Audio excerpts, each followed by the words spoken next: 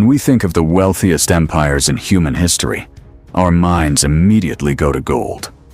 We picture Mansa Musa, the medieval king of Mali, marching across the desert with a caravan of tens of thousands of people, handing out gold dust in Cairo so generously that he single-handedly crashed the local economy.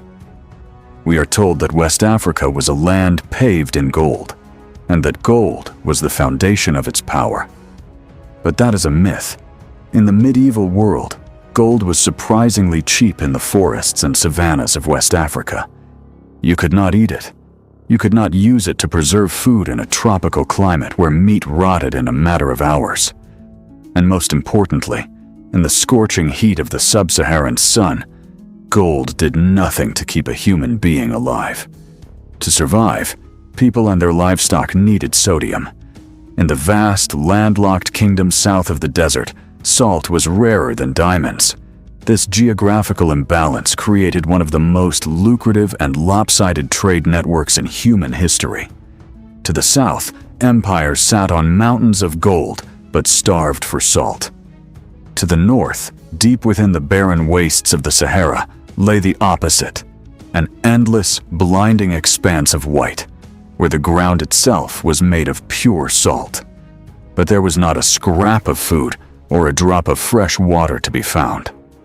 At the center of this trade stood a place so bizarre, so hostile to human life, that medieval travelers struggled to believe it actually existed. It was not a sprawling, golden metropolis, nor was it a lush oasis. It was a city built entirely of salt.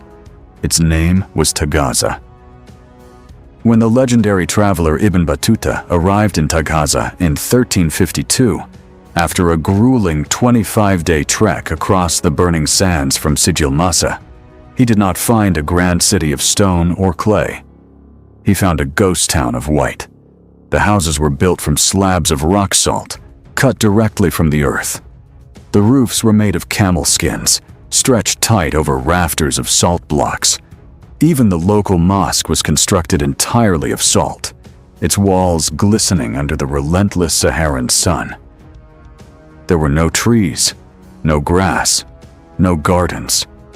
The only water available came from shallow wells, and it was so brackish and saturated with salt that it ruined the stomach of anyone unaccustomed to it. The air was thick with stinging dust, and the heat was suffocating. The only inhabitants of this surreal settlement were the enslaved laborers who dug the salt from the earth, and the nomadic Berbers who guarded them.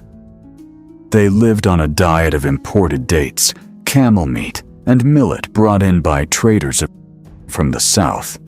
If the supply caravans failed to arrive, the people of Tagaza would simply starve to death, surrounded by unimaginable wealth. But why did anyone live in this purgatory? Because the slabs of salt, quarried from the dry lake beds of Tagaza, were the lifeblood of West African civilization. In the forest regions of the south, where the humidity was high and the diet consisted mostly of root vegetables, the human body rapidly lost salt through sweat. Without a steady intake of sodium, muscles seized, organs failed, and people died. The rulers of the Ghana, Mali, and Songhai empires understood a fundamental truth. He who controls the salt controls the people. And so, the trade began.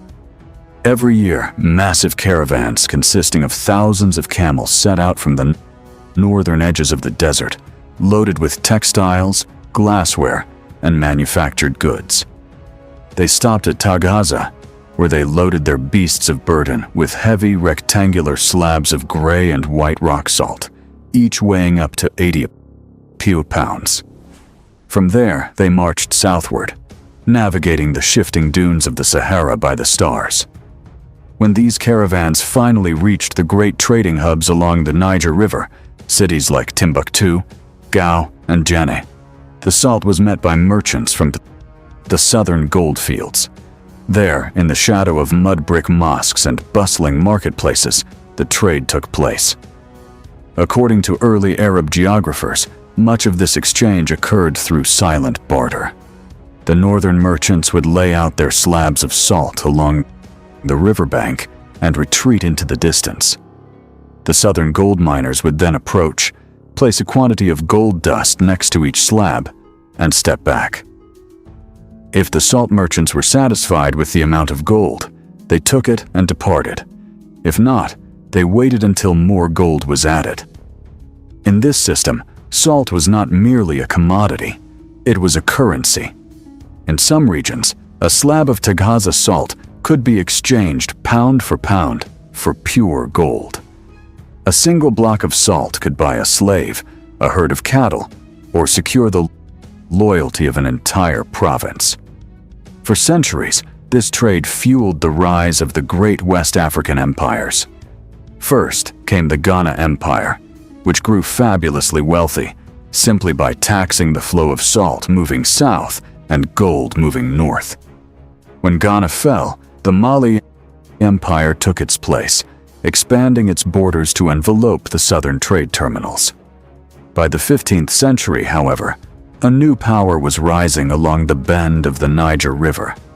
The Songhai Empire, led by the military strategist Sunni Ali, began to swallow the remnants of Mali. Sunni Ali's successor, Askia the Great, consolidated this power. He reformed the administration, championed Islamic scholarship, and, crucially, pushed the empire's borders further north into the desert than ever before, bringing Tagaza under direct imperial control. Under the Askia dynasty, the Songhai Empire reached its zenith. It was a superpower that stretched across thousands of miles, dominating the trade routes and accumulating wealth that rivaled any empire in Europe or the Middle East. At the absolute center of this economic engine was Tagaza, pumping out the white gold that kept the entire system alive. But this unimaginable wealth did not go unnoticed. Far to the north, across the Atlas Mountains, the Kingdom of Morocco was in deep trouble.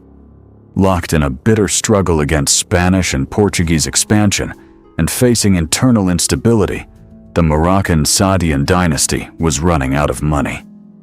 The Sultan, Ahmad al-Mansur, looked southward across the vast ocean of sand. He knew that the Songhai Empire was rich, but he also knew their fatal weakness. The Songhai had no firearms. Their armies, though vast and disciplined, still fought with spears, bows, and iron swords. Morocco, on the other hand, had recently acquired gunpowder, muskets, and cannons from European traders. In 1585, al-Mansur took his first gamble. He dispatched a small force of musketeers to seize the salt mines of Tagaza, hoping to choke the Songhai Empire into submission. But when the Moroccans arrived in the salt city, they found it completely empty. The Songhai had caught wind of the expedition, abandoned the town, and fled further south to establish new salt pans, leaving the invaders with nothing but salt they could not transport and water they could not drink. The Moroccan Sultan realized that a small raid would not be enough to control the trade. To truly capture the wealth of West Africa, he would have to do the unthinkable: launch a full-scale invasion across the deadliest desert on Earth, directly into the heart of the Songhai Empire. In late 1590, al-Mansur ordered his top general, a Spanish convert to Islam named Judar Pasha, to assemble an elite force of 4,000 musketeers. As the soldiers began their march south, they knew that if the desert did not swallow them alive, the massive armies of Songhai would be waiting on the other side. This was no ordinary army, and Judar Pasha was no ordinary general. Born as Diego de Guevara in Castile, he had been captured by Muslim corsairs as a young boy, castrated, and sold into the service of the Moroccan royal court. Now, a grown man with piercing blue eyes and a reputation for ruthless efficiency, he commanded a strike force comprised largely of European renegades, Spanish Moriscos, and Christian converts who had traded their allegiance for a chance at survival and wealth in the Muslim world. The task before them was unprecedented. No major army in the era of gunpowder had ever attempted to cross the Sahara. The desert was a graveyard of empires, a trackless waste of shifting dunes where a single wrong turn meant a slow, agonizing death from dehydration. To survive the journey, Udar's force was accompanied by 10,000 camels and 1,000 pack horses, carrying not only water and food, but 6 massive English-built cannons, transported piece by piece over the sand. For nearly 5 months, the Moroccan column crawled south under a blistering sun. Men and beasts died by the dozen, their bodies left to be reclaimed by the sand. Along the way, they passed through the eerie, abandoned ruins of Tagaza. The Salt City was now a silent monument to the economic warfare that had precipitated this invasion. Its salt houses stood empty, the wind howling through their saline walls. But Udar could not afford to stop. His destination lay further south, where the life-giving waters of the Niger River promised relief, and the armies of Songhai waited. In the Songhai capital of Gao, Emperor Askia Ishak II had initially greeted the news of the Moroccan advance with disdain. When the Moroccan Sultan had sent him an ultimatum demanding control of the salt mines, Ishak had responded by sending back a collection of spears and horseshoes, a mocking gesture meant to show that his heavy cavalry would easily trample any invaders. After all, the Songhai had the greatest empire in West Africa, boasting a standing army of tens of thousands of experienced warriors.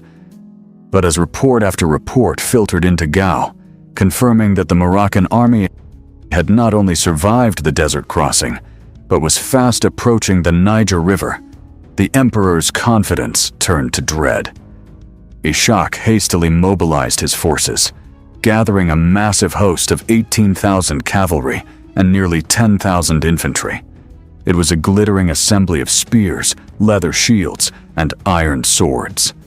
They outnumbered the exhausted, dust-caked Moroccans nearly 10-1. The two armies finally collided in March 1591, near the small village of Tondibi, on a flat plain just north of Gao. As the sun rose over the Niger, the contrast between the two forces was stark. On one side stood the Songhai, a wall of warriors chanting battle cries, their noble cavalry prancing on the flanks. On the other side stood the Moroccans, silent and grim, arranged in tight, disciplined squares. At the front of their lines, the gunners stood ready, holding burning matches over the touch holes of their muskets and cannons. Emperor Ishak, well aware of the danger posed by the Moroccan firearms, had devised a unique tactical plan to break the enemy lines before they could use their weapons. He ordered his men to bring forward a herd of 1,000 wild cattle. The plan was simple: stampede the cattle directly into the Moroccan ranks, shattering their formations and trampling their musketeers. Once the Moroccans were thrown into chaos, the Songhai cavalry would sweep in and finish them off. It was a clever strategy, but it relied on an animal's predictable reaction to traditional warfare. It did not account for the terrifying shockwaves of gunpowder. As the Songhai herders whipped the cattle into a frenzy and drove them toward the Moroccan line, Udar Pasha waited until the last possible second. Then, he gave the order to fire. A deafening roar erupted from the Moroccan line as the cannons and thousands of arquebuses discharged simultaneously. The plain was instantly obscured by a thick, choking cloud of black smoke. The sound was unlike anything the Songhai or their cattle had ever heard. Terrified by the blinding flashes of fire and the thunderous explosions, the stampeding cattle did not break the Moroccan line. Instead, they panicked, turned on their heels, and crashed directly back into the advancing Songhai infantry. The heavy beasts trampled their own men in a chaotic mass of horns, hooves, and screaming warriors. Amidst the confusion, the Songhai cavalry tried to launch a desperate counterattack, charging through the dust to reach the enemy. But the Moroccan musketeers, firing in disciplined volleys, cut them down before they could even get within spear range. Traditional iron armor and leather shields were useless against lead bullets. The battle quickly degenerated into a slaughter. Seeing his forces decimated and his secret weapon turned against him, Askia Ishak II ordered a retreat, fleeing the battlefield with the remnants of his guard. The mighty Songhai Empire, which had dominated the Niger Valley for over a century, had been shattered in a single afternoon. With the road to Gao wide open, Yudar Pasha marched his victorious army into the capital of the empire. He expected to find a city of unimaginable grandeur, a metropolis of gold and jewels that would make him and his men wealthy beyond their wildest dreams. But when he entered Gao, he was met with a bitter disappointment. The capital was a modest collection of mud brick houses and dusty streets. The gold, it turned out, was not kept in vast imperial vaults waiting to be plundered. The wealth of West Africa was liquid. It was tied up in the trading networks, in the hands of the merchants, and in the southern goldfields that the Moroccans had no way of reaching. Yudar Pasha soon realized that while he had destroyed the central government of Songhai, he had not secured its wealth. By striking off the head of the empire, he had destroyed the very administration that kept the trade routes safe and the gold flowing. The local governors refused to submit, and the Tuareg nomads of the desert, seeing the Songhai collapse, began to raid the trade caravans with impunity. The Moroccans were now holding a hollow crown. They were a tiny, isolated occupation force in a vast, hostile land, thousands of miles from home, surrounded by a population that hated them. And far to the south, the gold miners simply stopped trading, refusing to exchange their precious metal for salt, controlled by foreign invaders. As Yudar Pasha prepared to march on the scholarly and wealthy city of Timbuktu, in search of the elusive gold, he received word that a new, even greater threat was brewing. The remnants of the Songhai military had regrouped in the southern provinces, determined to wage a brutal guerrilla war that would drag the Moroccans into a bloody quagmire from which they might never escape. This shadow army, operating from the swampy southern marshes of Dendi, refused to fight on Moroccan terms. Led by Askia Nu, they launched lightning raids on Moroccan supply lines, turning the conquest into a multi-decade war of attrition. Yudar Pasha's professional soldiers, dressed in heavy armor and suffocating in the tropical humidity, died not from bullets, but from yellow fever, malaria, and starvation. The ultimate tragedy of the Moroccan invasion was that it destroyed the very golden goose it sought to capture. By dismantling the administrative structure of the Songhai Empire, Morocco opened a power vacuum that nobody could fill. The Tuareg and other nomadic tribes seized the opportunity to plunder the trade networks. Security along the Niger River vanished. The gold fields of the south, once part of a highly coordinated system of imperial trade, withdrew into isolation. For the Kingdom of Morocco, the victory turned to ash. The immense cost of occupying a land thousands of miles across the desert drained the Sultan's treasury, rather than filling it.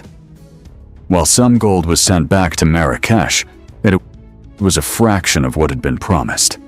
Within a few decades, the Moroccan garrisons along the Niger were abandoned to their fate, their soldiers marrying into the local population and forming a military caste known as the Arma, who ruled over a fragmented collection of warring city-states. And what of Taghaza, the bizarre city of salt that had quieted the rise of kingdoms? It was never reoccupied. Its salt brick homes, slowly dissolved under rare desert rains and the relentless scouring of the Saharan wind, eventually returning to the white dust from which they were carved.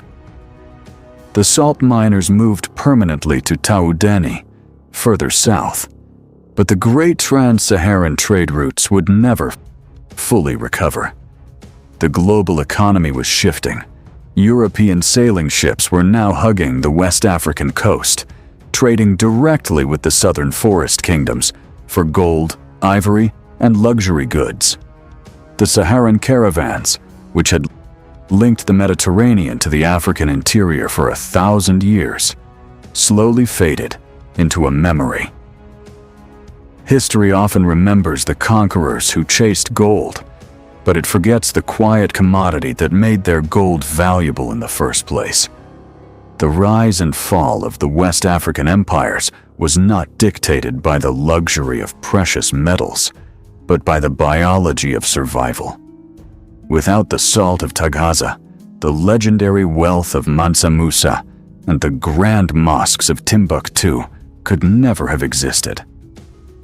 In the end, the ruin of this forgotten desert city did not just bring down an empire, it broke the delicate economic bridge that had united two halves of a continent. It is a quiet reminder that the grandest monuments of human ambition are ultimately built on the most basic elements of life. If you want to uncover more forgotten chapters of history that shaped our modern world, make sure to subscribe to the channel, hit the like button, and let us know in the comments below. Do you think the Songhai Empire could have survived if they had embraced gunpowder sooner? Your support helps us bring these stories to light.